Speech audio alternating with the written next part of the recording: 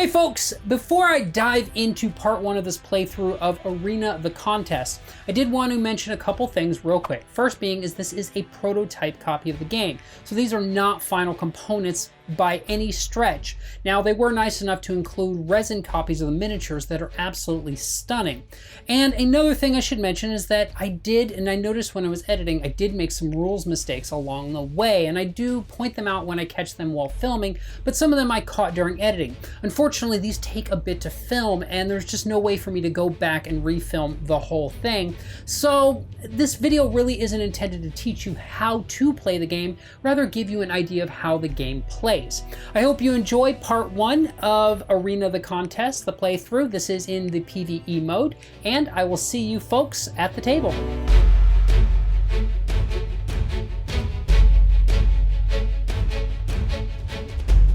Hey folks, and welcome to another Blue Player solo play.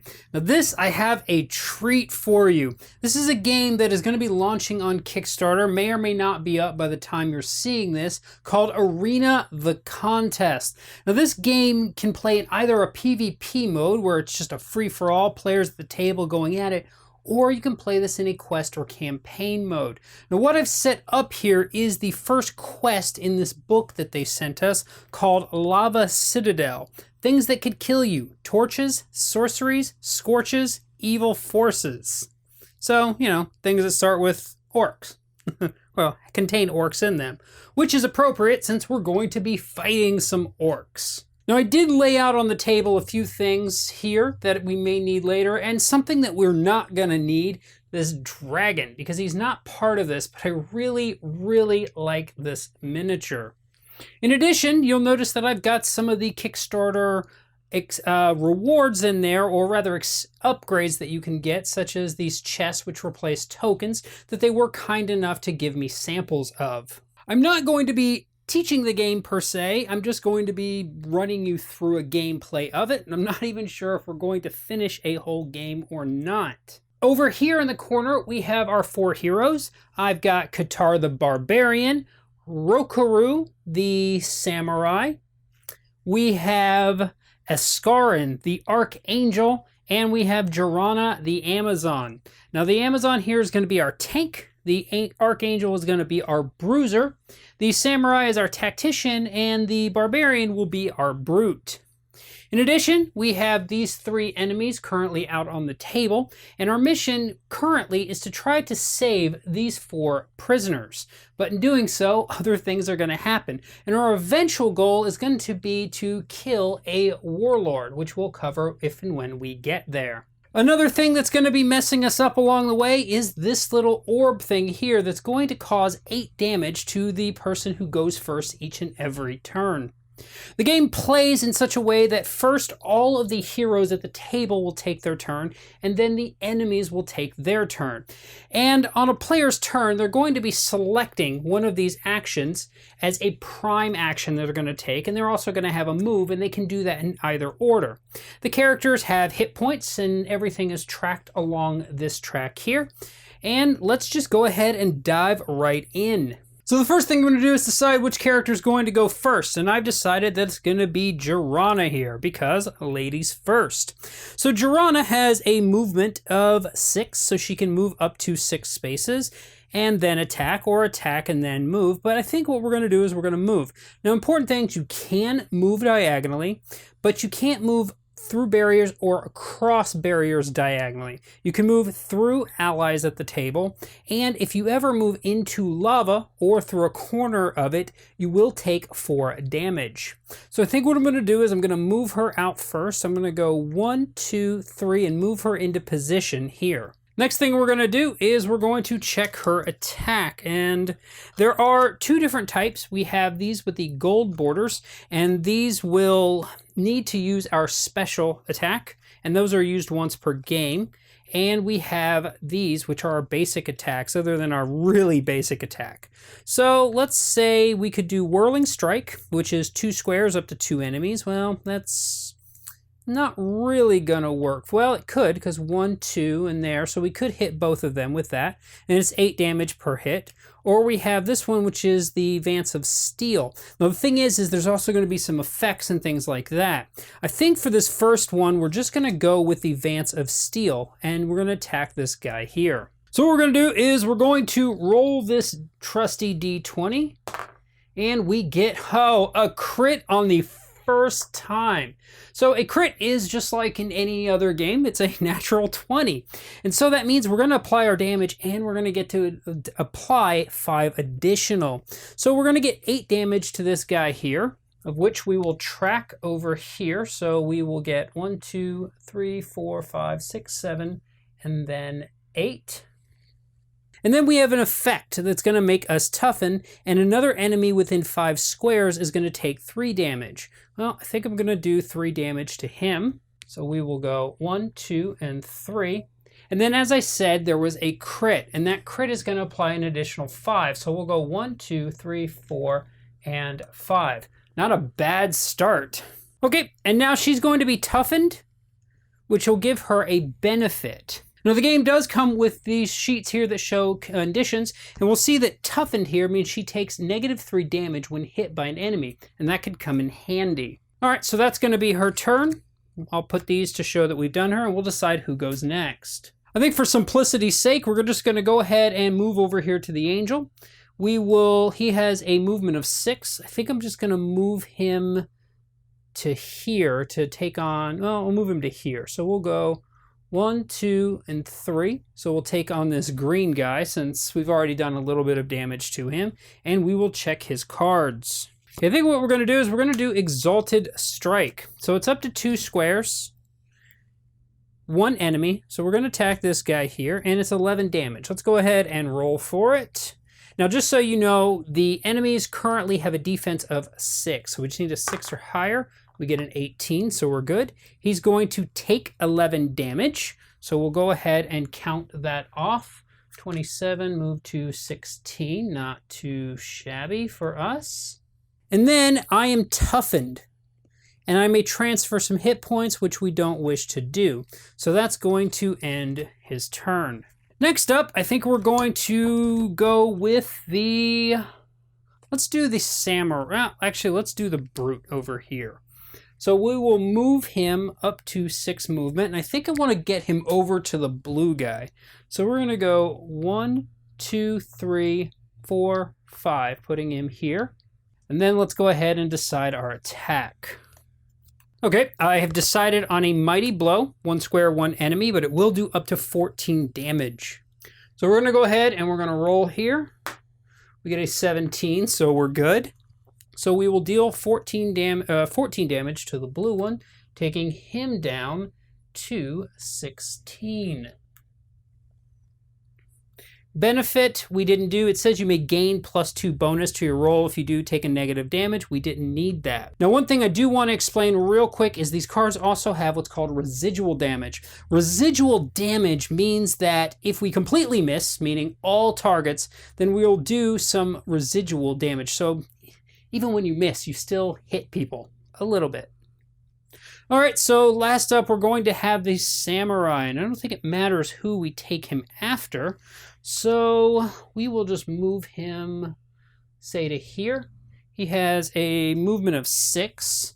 So we'll go 1, 2, 3, 4. Yeah, we'll put him right there. Because we want to be careful. We don't want to incite. So on your turn, if you're adjacent to an enemy and you try to move off, they can get a reaction attack against you. And I'd prefer not to incite those. All right, so let's look at his cards and see what we want to do. Okay, I think we're going to do the Tide of Blades. 1 square, 11 damage, plus we're potentially going to get to damage another enemy. So we're going to go for, let's go for this one. So we'll go for the orange orc. We get an 18. We were rolling really nice. So the orange orc is going to take 11 damage. So we'll bring him down to 6. Now the benefit of that is we get to move an enemy up to 2 squares, and then all enemies adjacent will take damage. So I think we're just going to push this guy here. thus causing the blue guy to take 3 damage. All right, now that's going to finish out the samurai, which is also going to finish out the player's first turn. We didn't use our specials, but that's okay. I feel like we need to hold on to them. Okay, so at the start of the enemy's turn, we're going to draw this evil power, and that's going to dictate what they're going to do other than their basics. This one says power. Temporary heroes' attacks deal damage but apply no effects. Passive power not affected. Now that's going to last until the end of the hero's next turn, so that's not great for us. The command here says a basic strategy, and a basic strategy simply means that they're going to try to attack the hero closest to them. And if they can't do that, then obviously they would move. All right, so we'll just do these in the order over here. So we'll start with this green guy here, which is right here. So he's going to attack one of these two because they're closest, and they're going to attack based on who has the lowest hit points. Well, if I'm looking out there, it looks like that's going to be our samurai friend. So I'm going to take this off real quick so we can see that he has 60 hit points and a defense of 7. So we're going to go ahead and roll up their die. So he rolls a 10, which means they do hit, which means our guy here is going to take 12 points of damage. So we'll move him down. And then there is going to be an effect. And we'll look on this chart here. Move the target 1 square towards the nearest lava. Why? Because they want to push us into the lava. Now I'm pretty sure he would be here. So that will move him 1 step closer to the lava. All right, so that's going to be his turn. And now we will move to the orange one, I believe. Yep, the orange one right here. He will attack the closest, which is, again, going to be our samurai guy. Man, bad luck. All right, so we'll roll for him. 14, that is another 12 points of damage, sending him down to 36. And obviously now pushing him into the lava, taking another 4 points of damage. Ouch, ouch, ouch. All right, so now the blue one is going to react, and that means he's just going to attack this guy here. So we'll roll that up, and he has 6 on his defense. 18, what is with my rolls today? Maybe we should switch dice. All right, so he's going to take 12 points of damage. 1, 2, 3, 4, 5, 6, 7, 8, 9, 10, 11, 12. And push him towards lava. 1, 2, 1, 2. Actually, that will push him this way. Okay, so that's going to finish off our sentinel, thus ending the enemy's turn. So I'll reset these cards. We'll leave this card up like this, reminding of us that the attacks will have damage but no effects during this round. So let me quickly reset every character, and then we will be right back. All right, back to the players, and decide who's going to go first. I think we're going to do our samurai. I would like to just get him out of that lava. Because, and here's the thing, if you start, you don't take it. But if you finish your turn or enter lava, you take 4 damage. But I'm going to go ahead and we're going to move him here, back out. Well, actually, do we want to maybe go this way so we can come around? Let's do this. So let's go. His movement is 6. So we're going to go 1, 2, 3, 4. I'm going to try to attack this green guy because I think we're going to be okay dealing with this one. Yep, so we're going to attack the green guy, and we're going to do, we'll do Tidal Blades again. So we will roll on that. We get a 10, so that is a hit. That gives him 11 damage. So that's going to take him down to 5. And remember, we have no effects this round, so that's going to complete our samurai out. And then let's go ahead and do Qatar. Let's see if we can't deal with this blue one here. He has 13 damage, a good hit. We could just take him out completely. We will do, well, let's do a Berserker Strike, because it doesn't matter which one of them we do. Let's go ahead and roll against the blue one here. We get a 5. Are you kidding? All right, so we actually missed. So instead, he'll take residual damage of 5 points. That'll take him down. 1, 2, 3, 4, 5. All right, so that did not go the way I intended it, but they are getting closer. You know, I just realized that we forgot to do something. So at the start of each round with this orb, there's supposed to be 8 points of damage dealt to who goes first. So in the first round, Jorana here should have taken 8 points of damage. Let's go ahead and move her down to 62. In the second round, it was the Samurai, and had I been thinking about it, I would not have had him go first. But we did, so 1, 2, 3, 4, 5, 6, 7, and 8. We will need to get him to a chest, hopefully. All right, so that will complete out the barbarian. And now, I want to kill someone. Okay, so she is here.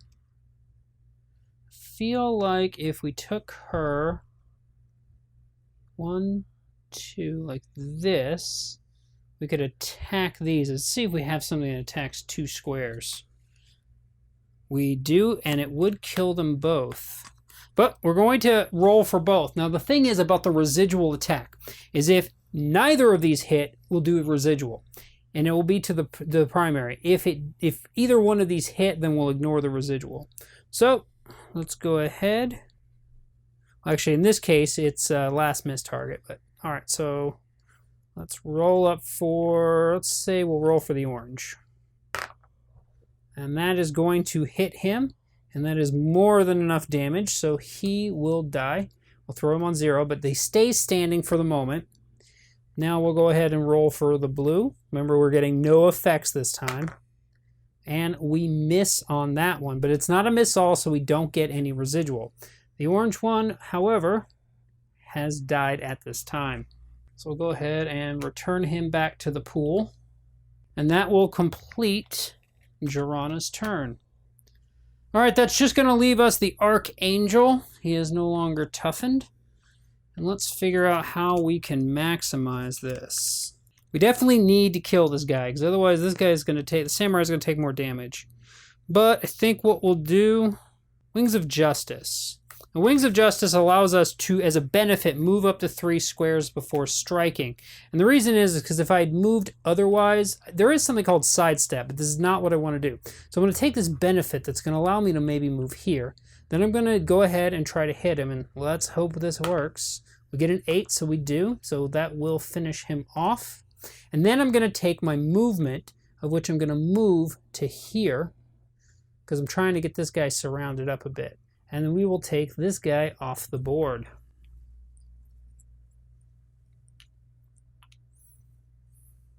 All right, that is going to complete the turn for the heroes. And let's move in. We just have the one sentinel. He will attack the nearest enemy to him, hopefully, but we will see. So no longer is this in effect. We now have Macabre Wounds. Heroes are vulnerable.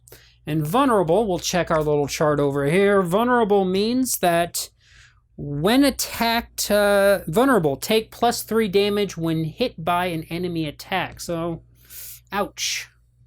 All right, and command is basic strategy. All right, so basically he will just roll. It's going to be between these 3, which means he's going to go for this one here. So we will roll it up.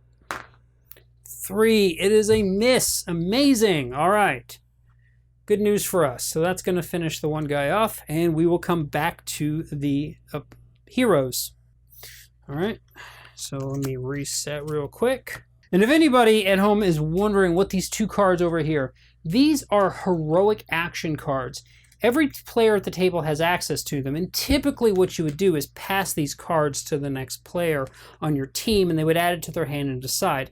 Because I'm running this myself, I'm just putting them here, and if I wish to use them, but they're once per game we could use them. And I chose these because these will allow me to regain some hit points, and this one will allow me to revive somebody, so should they meet an untimely end. All right, so I need to decide who's going to act first. I'm going to go with the Archangel no matter what, because he has the most hit points. So he'll go 1, 2, 3, 4, 5, 6, 7, 8. And now I will have him go ahead and hit the blue guy.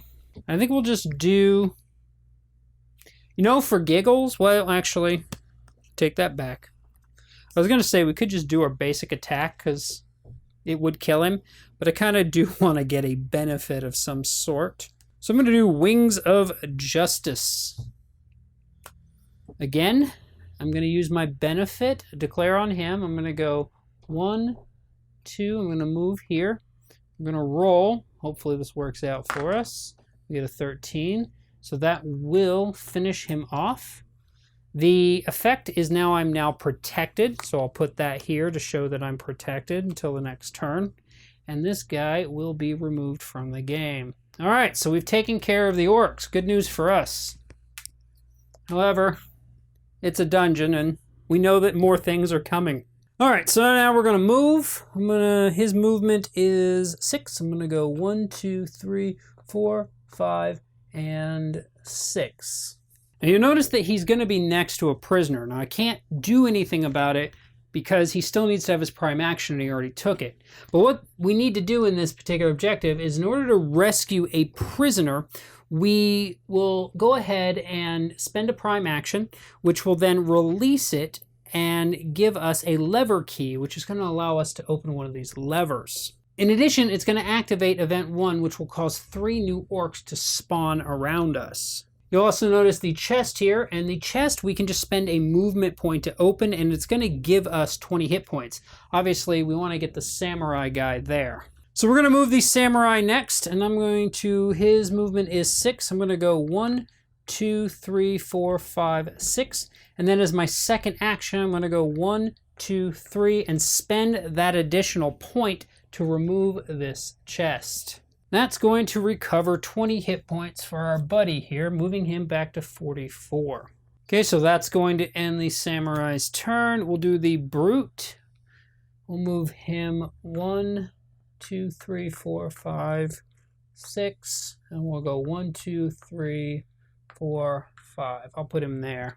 Kind of want to surround it because what's going to happen is we're going to activate some orcs. That'll finish him off. Jirana here will go 1, 2, 3, 4, 5, 6. 1, 2, 3. I'll put her here. Okay, and that is going to end that round. However, we have no foes on the table, so good news for us. I feel like, again, we may have forgotten to do the 8 points of... Nope, we didn't. We're okay. I think we went ahead and took the 8 points of damage. Okay, yes, we took it to the Archangel. But we're beginning a new round, so we're going to need to take another 8 points, and I think Jirana is going to do this time. So we'll go 1, 2, 3, 4, 5, 6, 7, 8. So we want to take that out. The problem is we currently can't get to it. Thus making it super important that we get through here as quickly as possible. Now, I didn't really explain how we open those doors.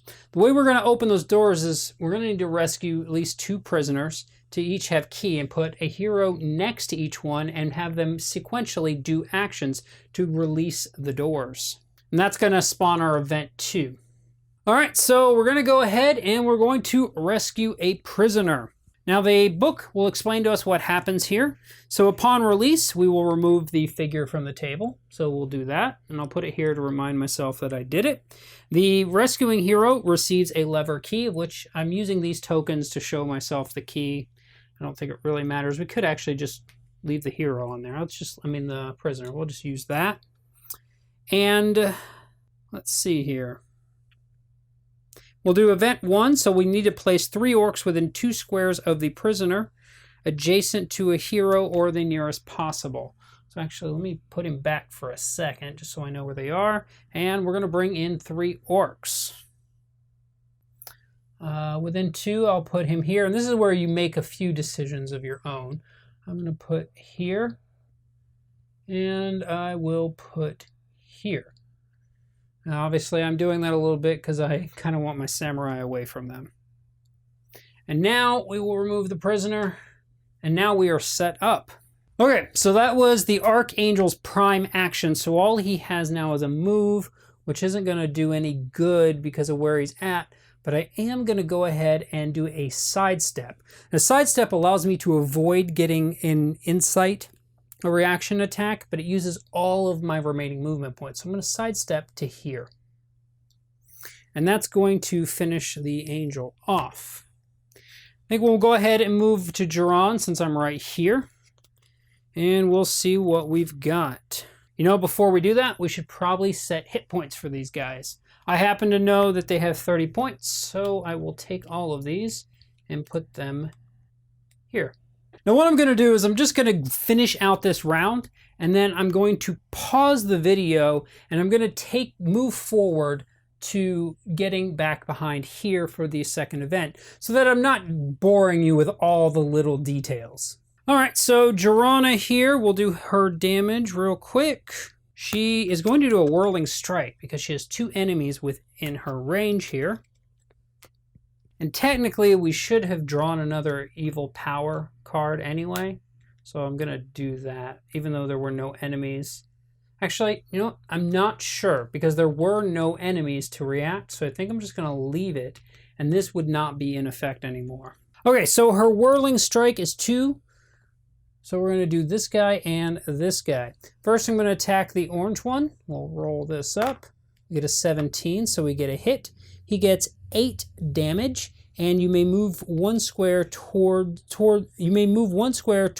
you. All targets hit. Well, he's already there, so that's not going to do us any good. But he will take 8 damage. And before I set that, I'm going to go ahead and roll for the green one as well.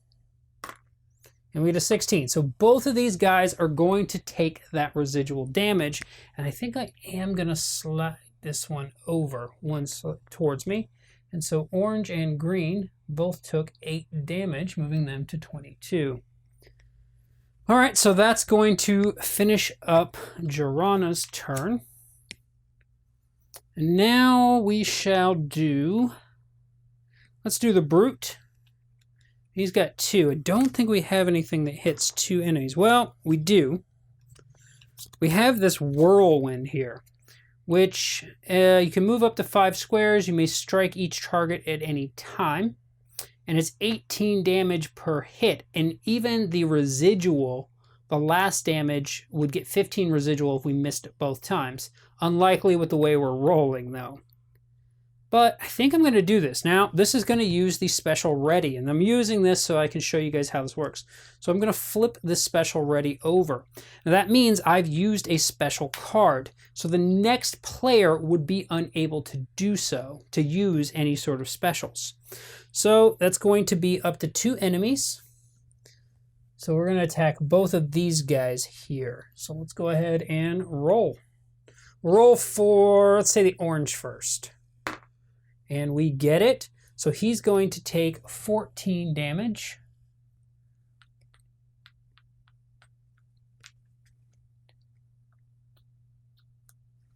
And now we will roll for the blue one.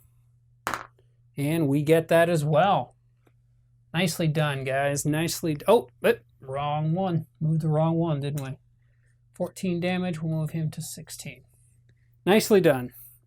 All right, and that will be it. So this card is going to be out because we have already used it now.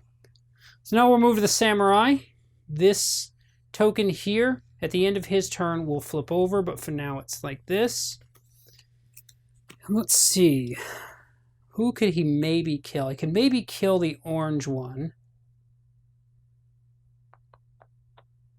which would leave him vulnerable to the green one, though. Is there anything that allows me to move after? All right, let's do this. We'll do a Tide of Blades. But first I'm going to move 1, 2. I'm going to move here, putting me adjacent to this one. But the reason is because I'm going to be able to try to move him out of my way. Well, no, I wouldn't. Oh, wait. So he was here. What if I go like this? I move into this spot right here. Then I think we'd be able to do it. All right, so let's go ahead and roll up. Oh, yeah, actually, it doesn't matter. I do want to be there. Never mind. So we'll put him there, and we'll roll. We get a 14, so we do take a hit. That's going to do 11 damage on the green guy. No, I did mess that up. That's fine.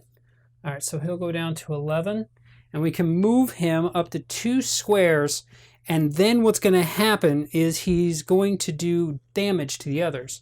So I'm going to move him here.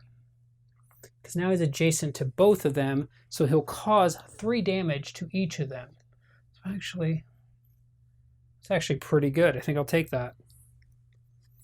All right, and that is going to complete the samurai.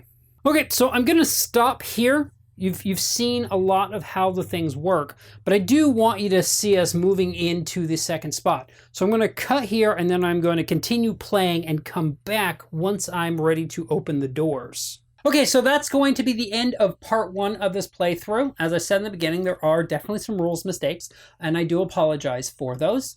I'm going to continue playing the game, and some time will pass, but for you, nothing will pass if you head on to the next video, and I'll see you there.